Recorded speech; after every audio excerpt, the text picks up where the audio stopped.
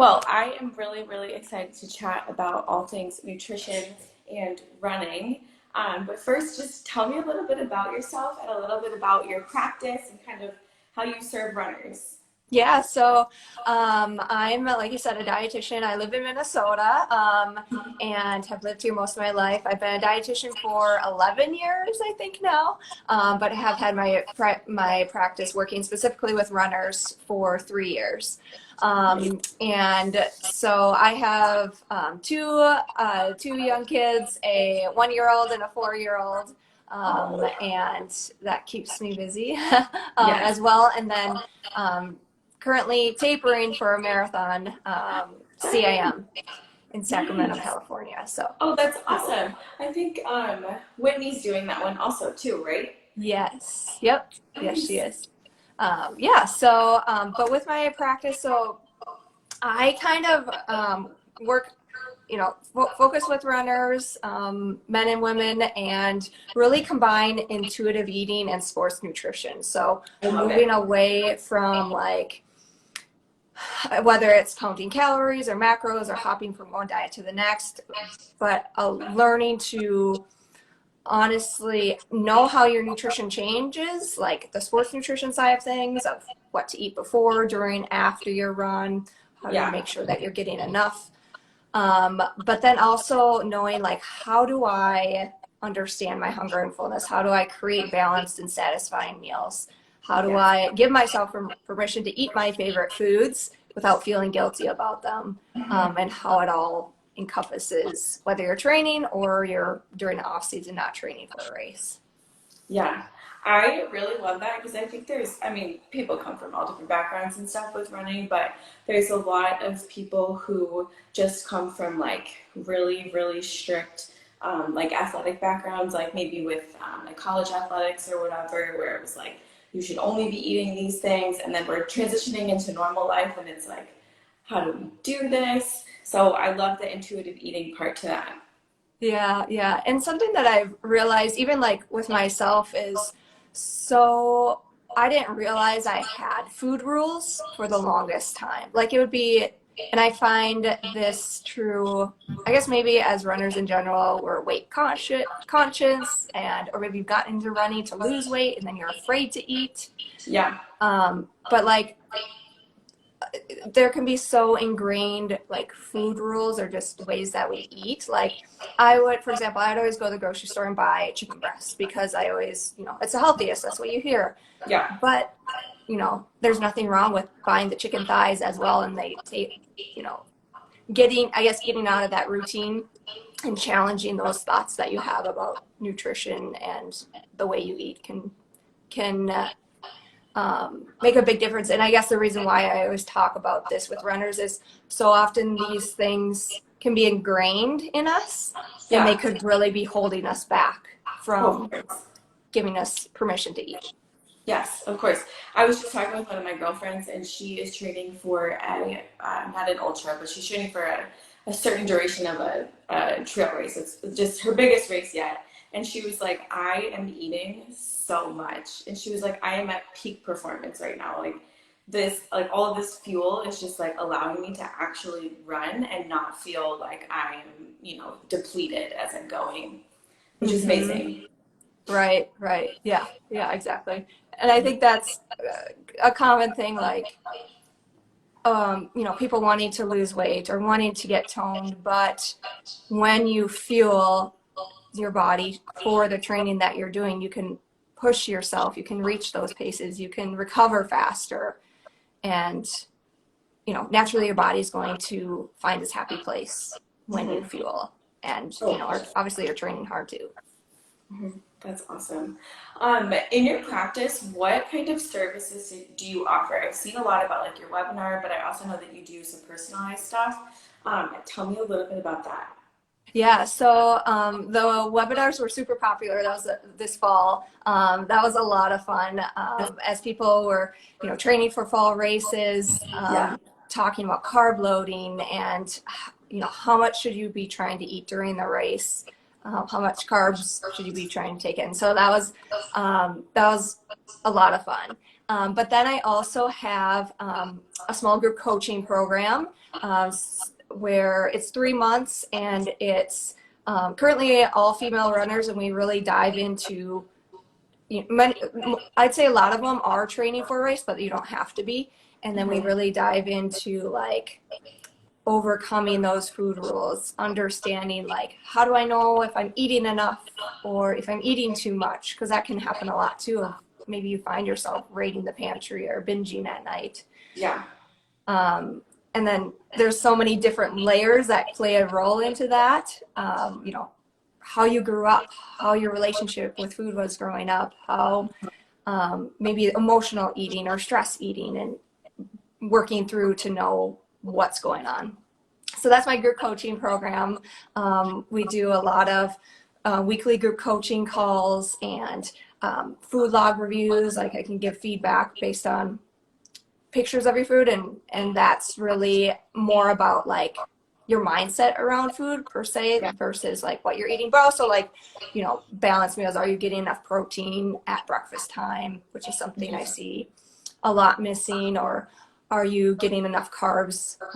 Like maybe sometimes people eat a big salad with chicken in it, but are missing out on carbs at lunchtime. So we do that. And then it's awesome. You get support from the other runners as well as the community sport, and feedback from me too.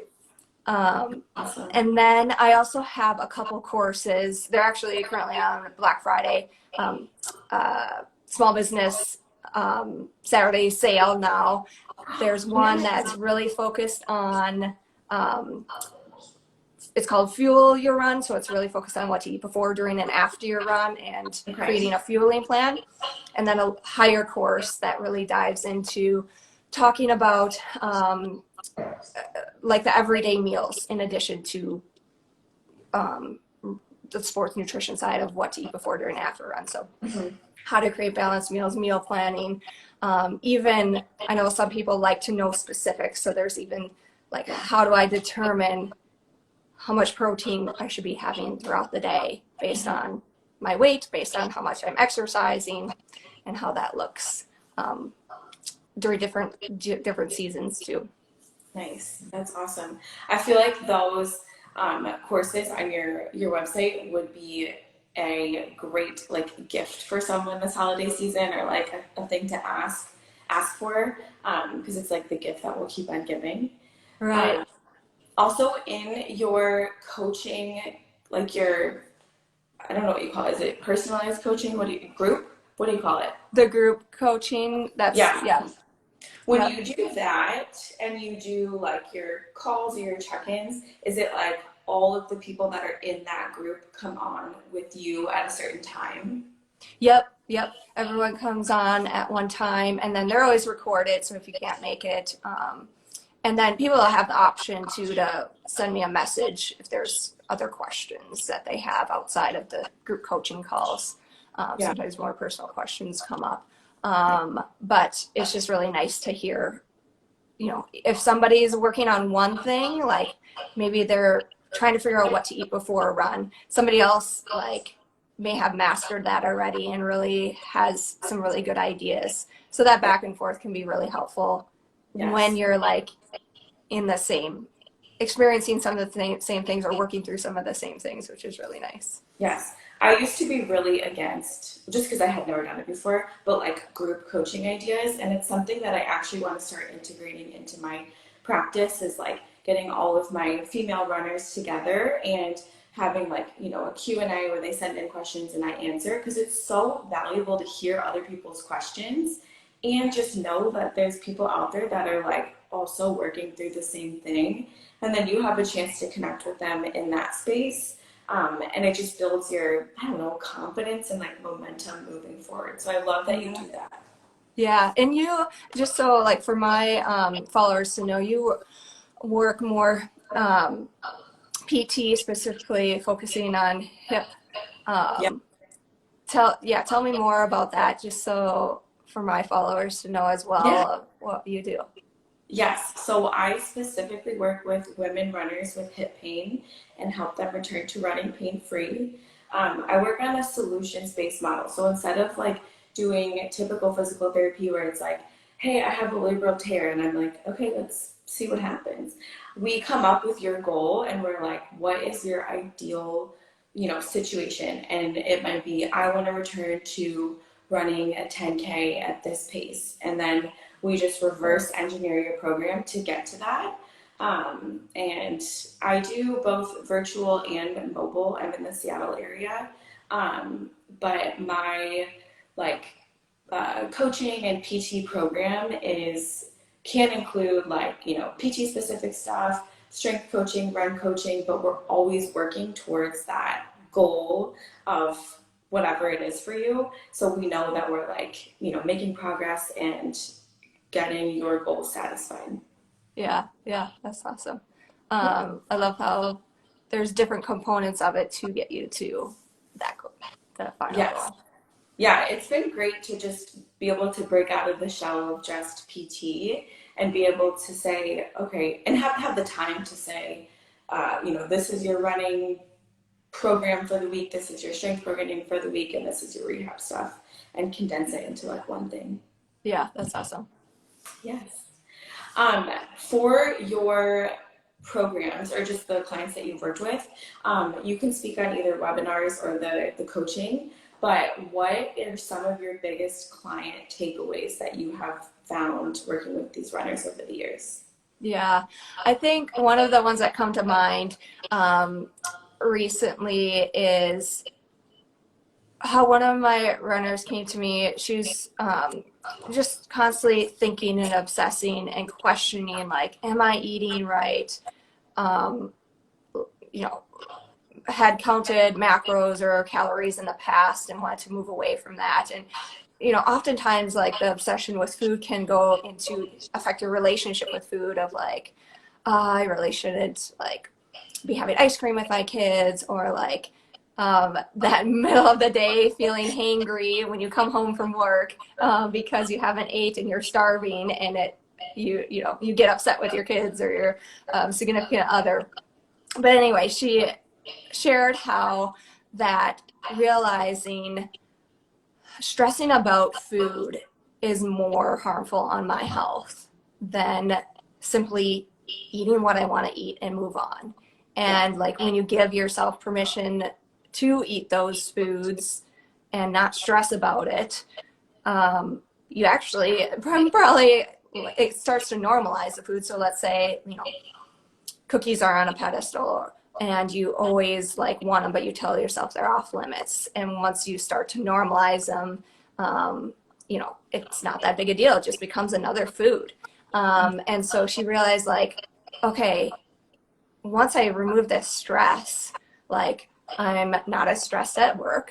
I can actually digest food better because if somebody has, I have lots of runners who struggle with GI issues as well, like everyday GI issues.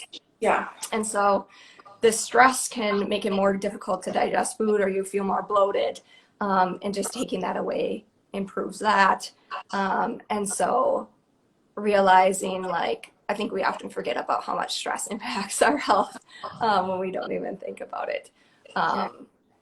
So like finding the freedom and how it improves your relationships with other people, your family, your friends. And then bonus with running too, it so often improves, you're just able to hit your paces easier, recover faster.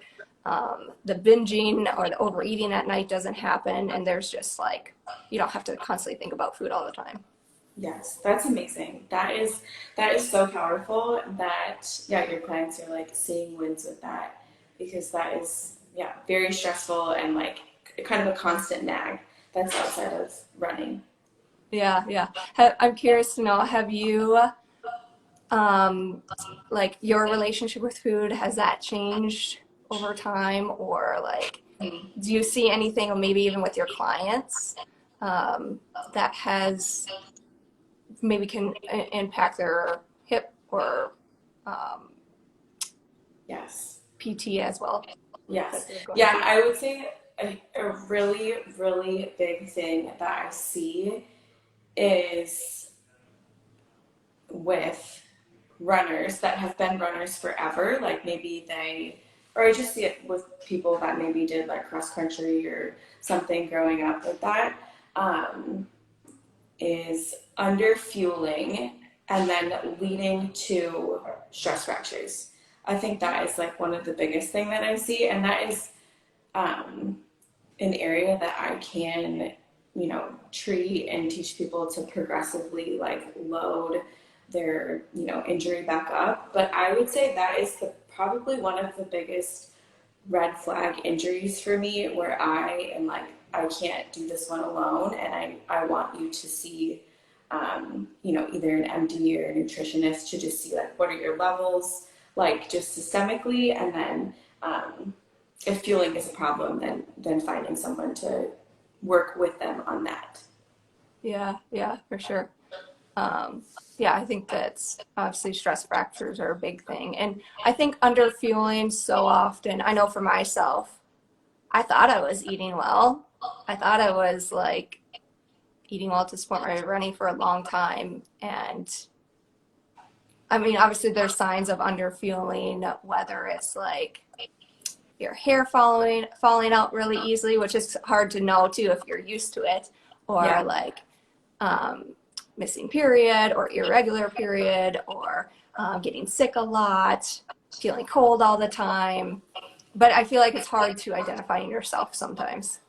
Oh yeah, and you can easily just chalk those things up to, oh whatever, I'm stressed or I didn't sleep that well last Yeah. night or whatever. But it is nice to have that like outside perspective, to be able to like identify those things and nail them down for you.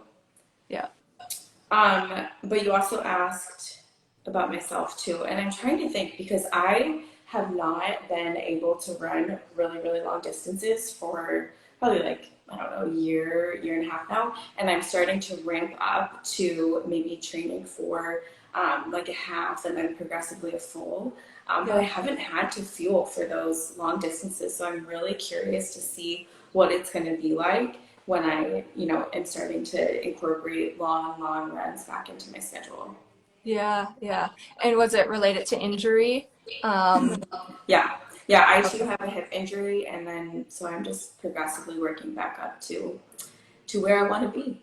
Yeah. Yeah. I know, honestly, like with runners I've worked with myself and other people, like eating before every single run when you're returning from an injury, like that can make a huge difference.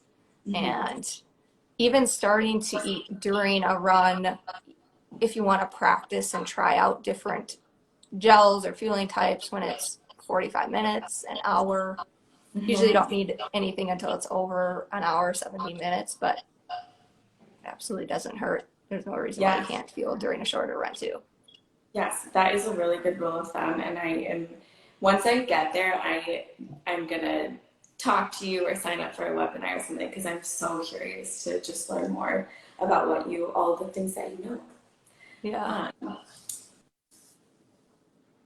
Oops. I think you muted. or how did it go? Because you're tapering now. Oh yeah. You unmuted, but I think you asked about CIM coming up and Yes, marathon yes. training. Okay.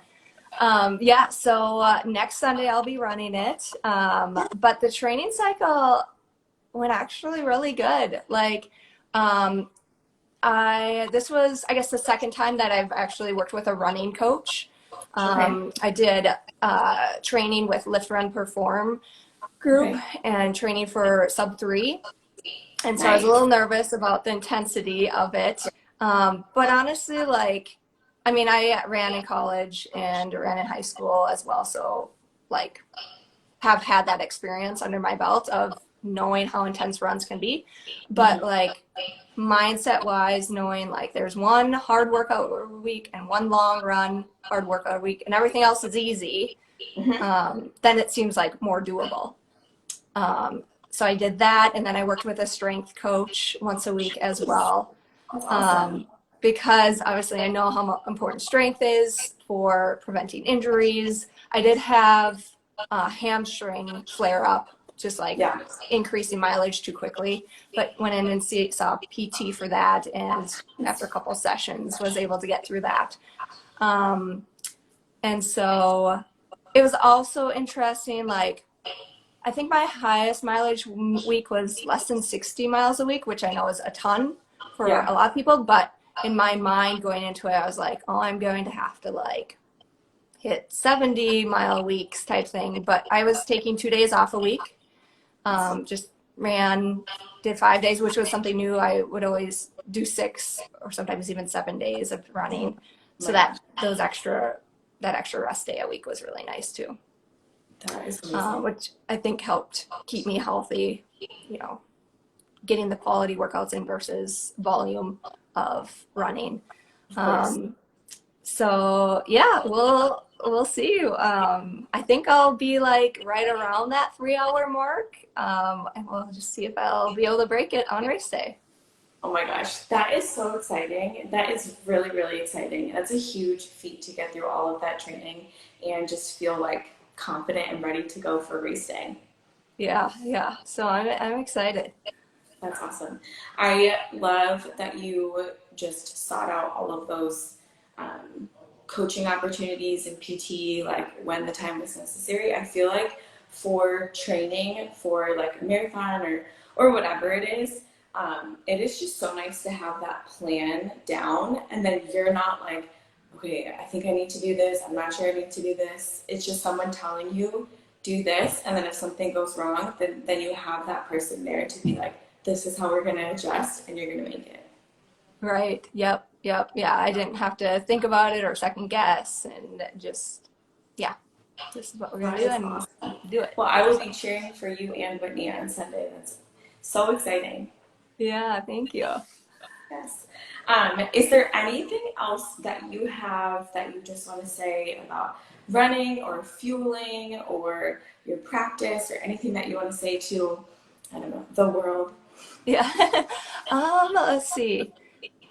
I guess maybe kind of thinking big picture stuff of like running, nutrition, and um, I feel like maybe like what you see on social media, whether it's from me or someone else, like there can always be this perspective of they have it down perfect, they're doing everything like they need to be, but it's Yeah. always like constantly changing, and Yes. like every day definitely does not look perfect. Like even today, for example, like I was busy with the kids and like normally eat breakfast earlier in the day, and it was a couple hours later than I normally do, which isn't ideal, but like these things happen and you know how to navigate them. Or even like with my fueling during my run, during my race, like I'm constantly changing and trying things, do new things and changing things up. And so it's never like one and done and you have it mastered. It's always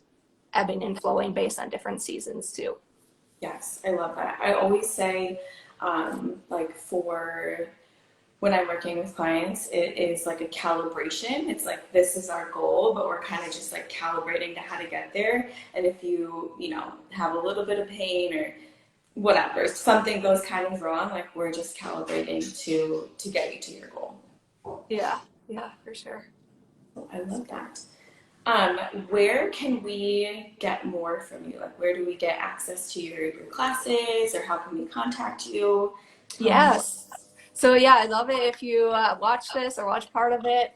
Feel free to send me a DM on Instagram. That's kind of where I hang out, mostly Marathon Nutritionist. I'm working, the month of December is kind of big. I have a little bit more care for my kids, actually starting this week. So I'm diving into building a website, getting help with that, and like That's awesome. getting my head wrapped around everything to offer more things and support runners in more ways in 2023. So, but yeah, come say hi on Instagram.